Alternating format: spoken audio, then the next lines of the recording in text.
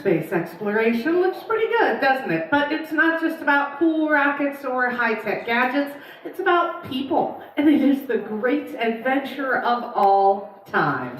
Welcome to Explorers Wanted. Here, you'll find out a little bit about what's going on at NASA today and get a feel for what it takes to have a career in space exploration. Plans are already underway for humankind's next giant leap off the planet, and you are invited to be a part of it. Now, there's a lot to be done and no time to waste. We gotta get you ready. But before you start a journey, you need to know where you're going. Fortunately, NASA has selected 4 possible destinations. First, there's the International Space Station. Did you know that humans have been continuously living and working aboard the ISS for 22 years? You'll be making trips to and from this orbiting space laboratory for years to come. Next, it's our closest celestial neighbor, the Moon. Now, we haven't been back there since 1972, so there is still a lot that we can learn. Or you could land on an asteroid. How amazing would that be? But what about Mars? Our robots are there right now, scoping things out. So, which one of these destinations really lives up to NASA's mission of exploration and discovery? Oh, you're going to Mars. Imagine standing on the surface of the red planet, millions and millions of miles from the Earth, looking up at the tiny planet where you were born. But before you can enjoy that moment, you'll need to answer 3 questions. Can you survive the journey? Can you learn to live on the surface of Mars? And can you return home to Earth safely? It sounds difficult. In fact, these are some of the most challenging problems humankind has ever tackled. So NASA can't do it alone. We're going to need some help. The journey to Mars is long and dangerous, so instead of sending you in one giant leap, you'll use these 3 destinations as proving grounds for your Mars mission. Above our heads aboard the ISS, astronauts are conducting groundbreaking research to pave your way to Mars.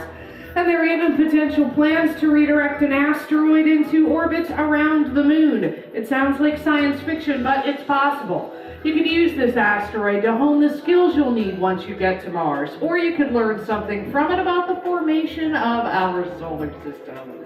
Now, the Moon will serve as a perfect dress rehearsal for Mars. They have a lot in common. They both have far less gravity than the Earth, and they are both freezing. So, now that we know where you're going, we just need to figure out how to make it happen. And your launching points will be right here at the Kennedy Space Center.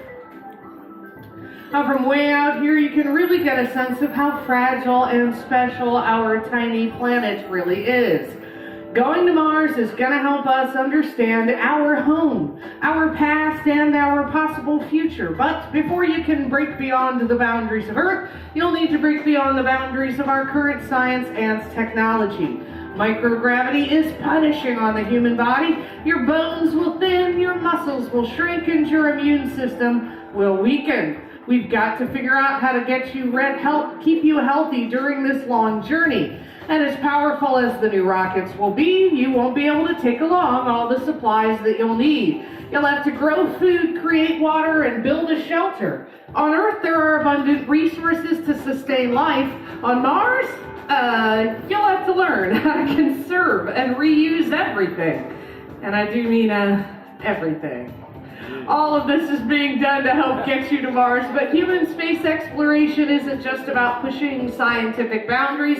It fulfills a deep need within us to ask questions about the nature of human existence. And also space is just very cool. Let's see what else NASA has planned. Okay, you guys, and just think about these fellas.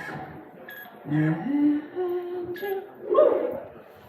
you are here during one of the most exciting times in NASA's history. Since retiring the Space Shuttle program in 2011, NASA has been transferring low Earth orbit spaceflight to the private sector through a program called Commercial Resupply Services. Two companies, Northrop Grumman Innovation Systems and SpaceX, have been conducting resupply missions to the ISS, bringing them food, supplies, and scientific equipment to keep the station running and the astronauts exploring. This program's been highly successful so far, but it was only the beginning. 2020 saw the commencement of NASA's Commercial Crew Program, with SpaceX launching astronauts from U.S. soil for the first time in nearly a decade. But think about all that like this. 100 years ago, there were no airlines, but just a few decades later, millions of people travel by air. Some of you probably came here in an airplane and never gave it a second thought.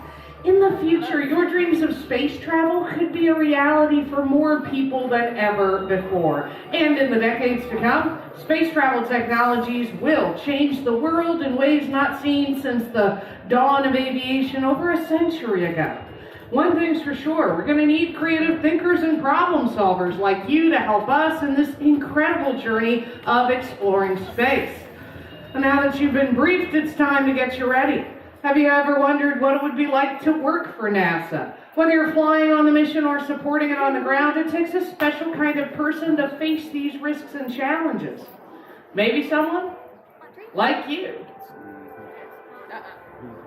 We don't know what the universe is made of. We don't know where the limits of the universe are. We don't know what dark matter is.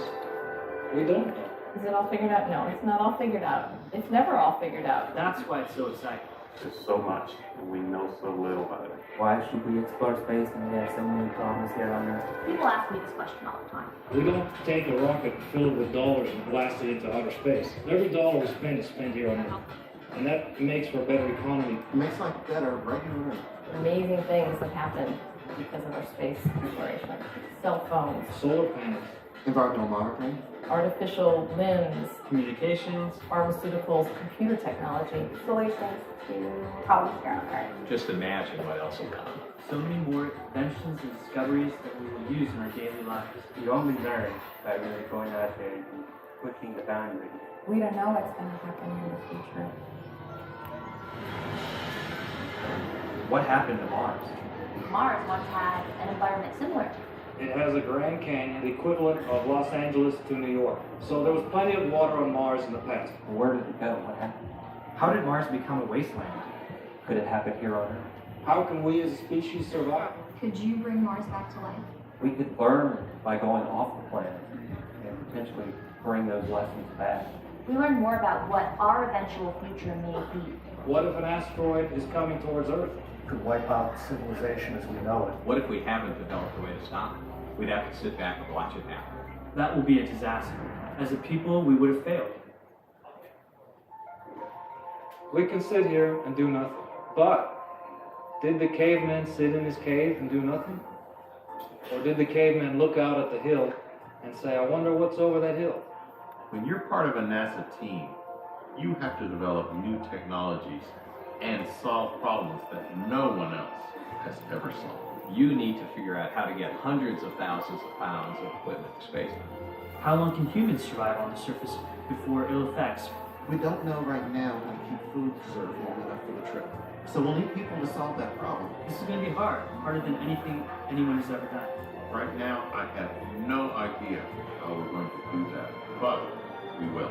And while you're doing all this, you might answer questions like, is there life out there? Are we alone? Are we alone?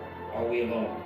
The greatest discoveries are yet to come. But if you want to be involved in something big, something really big, where you can say you were part of the next step of human evolution, that's what exploring space is all about. You can stay in the cave if you want to. But you can take a risk and you can walk over the hill and who knows what you'll find. Look around you. The very first person to live on Mars could be in this room. Today's young people are the heart and soul of the future of NASA. You are the ones who will go to this new frontier and beyond. You are tomorrow's explorers.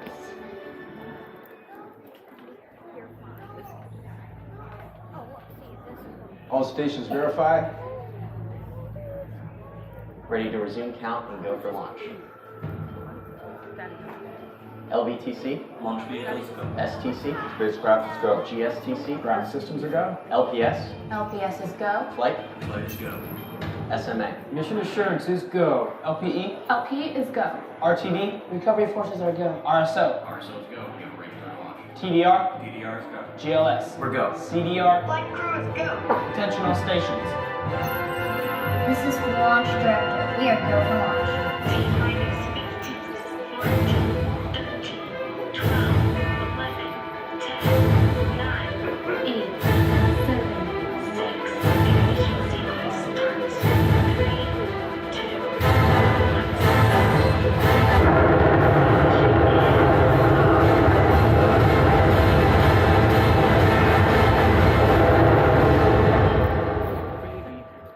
On behalf of NASA and the Kennedy Space Center Visitor Council,